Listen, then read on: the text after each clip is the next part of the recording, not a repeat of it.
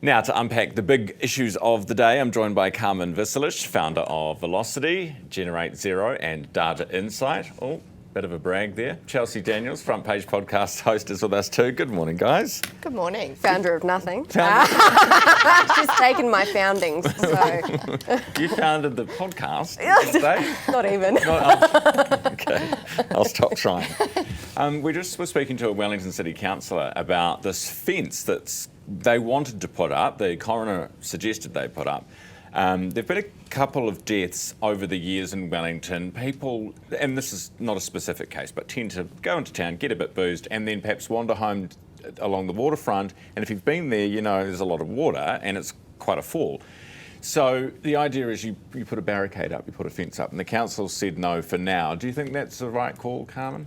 I do think it is, and obviously no one wants people to be jumping in and drowning by accident, but, you know, I guess many of us grew up with a viaduct with a loaded hog. You know, I guess where do you say, okay, if we're doing Wellington, do we have to do Auckland? Do we have to do all our viaducts? Do we have to do anywhere where there's a restaurant?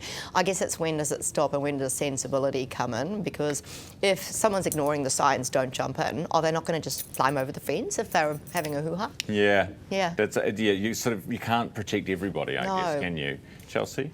Give me a hard hat, Ryan, because I'm putting a fence up on the Wellington waterfront, but I'll do it for cheaper, obviously. I mean, I think we've just proved as a society that we cannot be trusted with some things, and one of those things, unfortunately, is having a fenceless waterfront, right? There are people that have died.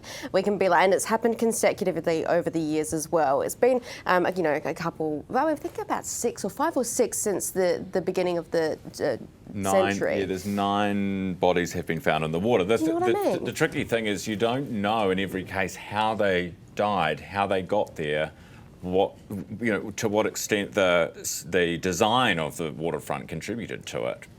I just think better to be safe than sorry, and the public consultation, I'm sure the government did not publicly consult people when they made us start wearing seat belts, for example. It's just safer to wear them. Okay. So why not just chuck one up? I don't know, but it's ugly. It is ugly, but more importantly, expensive. And you can't fence everywhere. That's exactly when does it stop? Yeah. Well, that would be my worry.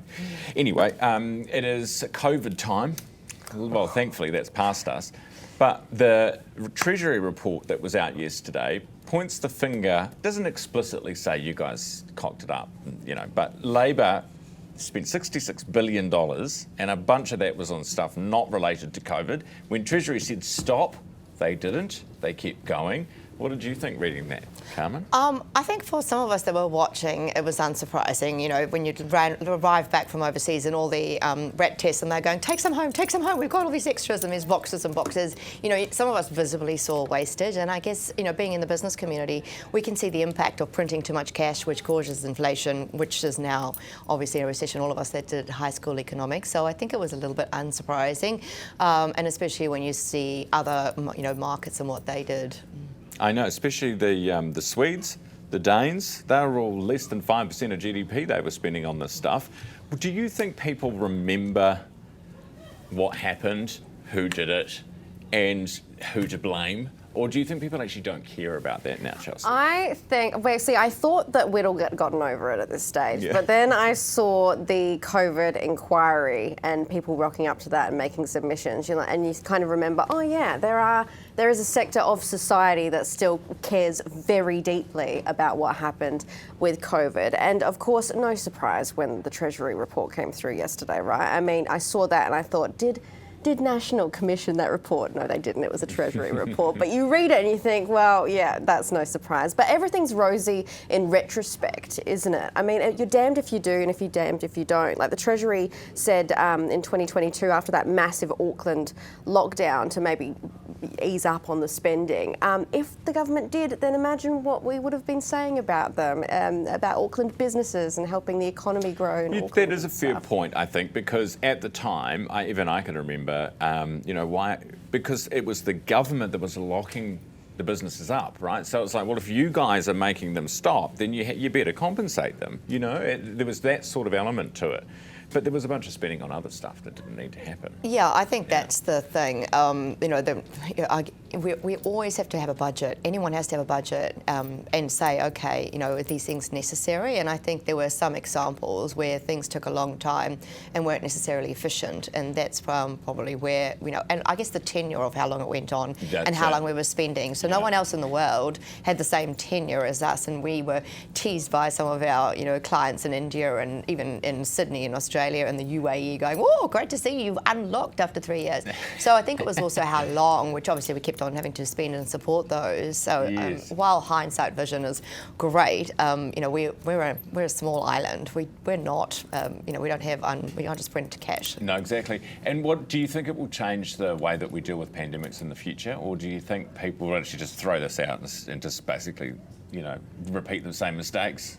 Do you have faith? Oh, you'd hope so, wouldn't you? But I think if something were to repeat itself in the future, people have had enough now, haven't they? And I think there'd be many more marches in the streets, and it'd be the animosity would be. I'd be there with a pitchfork on the Harbour Bridge. If they tried to put us into the full lockdowns again, I think I would. Yeah. I mean, well, it would depend. If the death rate was through the roof, then you'd be stupid to not stay at home.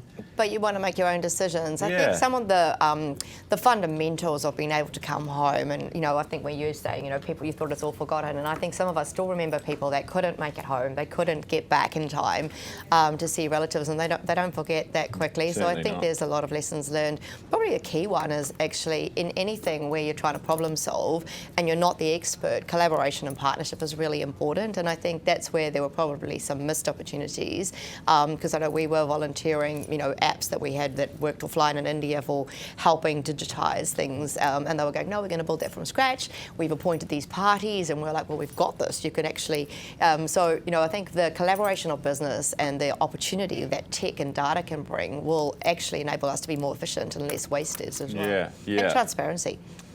Appreciate that. Now, any ideas for getting us a better deal with Trump? I just want to put my one out there because I think you will struggle to beat this. So he loves a bit of flattery. Yes. Does Donald Trump. We know this about him. So I think we name one of our national parks, like instead of the Heafy track, it would be the Trump track. Oh. Name a national park or a great walk after him, or one of our ocean sanctuaries, Chelsea. And this will flatter him to the point where he'll drop that tariff rate by 5 percentage points back down to 10.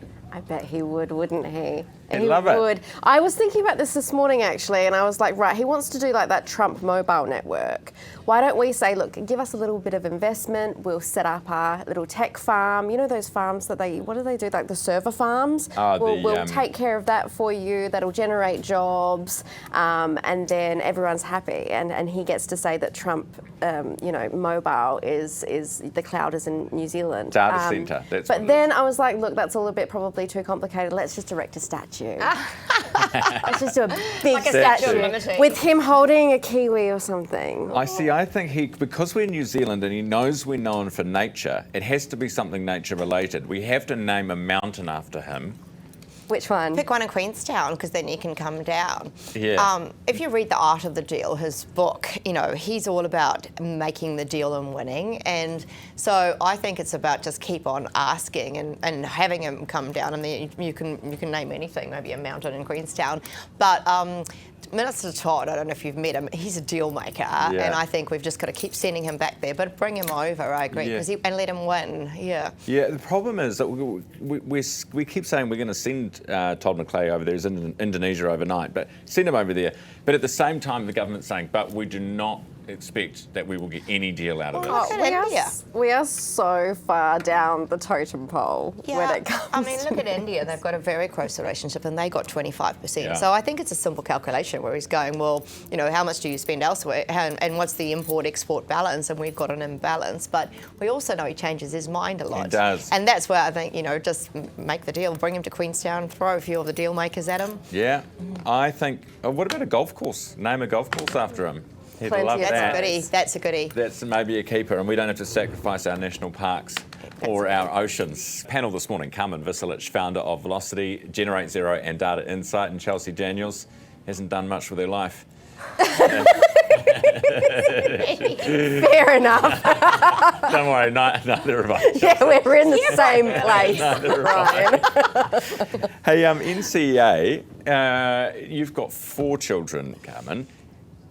Are you happy to see the back end of NCAA? Well, once we do see the back end of NCAA? So good. I mean, it was very challenging. So, to find out actually how your child is doing and to help them and get the progress and see where you need to support them or just how they're tracking. And it was very opaque. So glad to see the back of it. And actually, we moved our children into a Cambridge school just because they weren't learning anything and it wasn't really setting them up for the future. It's terrible, isn't it, that you have to change systems like that? It seems like there has been some pushback, Chelsea, which you've been covering as well, but not a massive amount. Not a huge amount. I mean, from what I've gathered, I grow up in this country, so I didn't know too much about the NCAA when I got here. But from speaking to people, a lot of animosity towards the NCAA. Hey, but I did think it was funny because, didn't the minister say something like it's hard to know if an E is better than an A? But doesn't that stand for excellent versus average? Excellence. No, so it's excellent, merit achieved or not achieved. So clearly, excellent is better than achieved. Yeah, but it was surely. There's more than almost nobody gets a not achieved because it's so everyone PC. wins. It's like when you're running a sprint race and you're like, well, you're all winners for trying, but actually, when you're trying to get your child to go, no, you have to work harder to pass this. Like it's very hard to go, well, you got it achieved, so well done. Yeah. It doesn't set us up for the future of real life. I came from a achieved is a good on you for doing your best family. So an achieved would have gone down well in my eyes. And that's why you don't have lots of companies, Chelsea. Yeah, that's why I haven't founded anything. Damn those achieved. I did NCAA because I was thinking actually it must have been one of the first years that did NCAA. And so I've only ever known the excellence merit achieved thing. But even then I thought it was stupid. I was like, because you're so used to getting a percentage mark, and then all of a sudden you get this But you don't even have to go. So, we know some nieces and nephews that you don't have to go for your last exam because you've achieved. So then they just don't turn up. Yeah.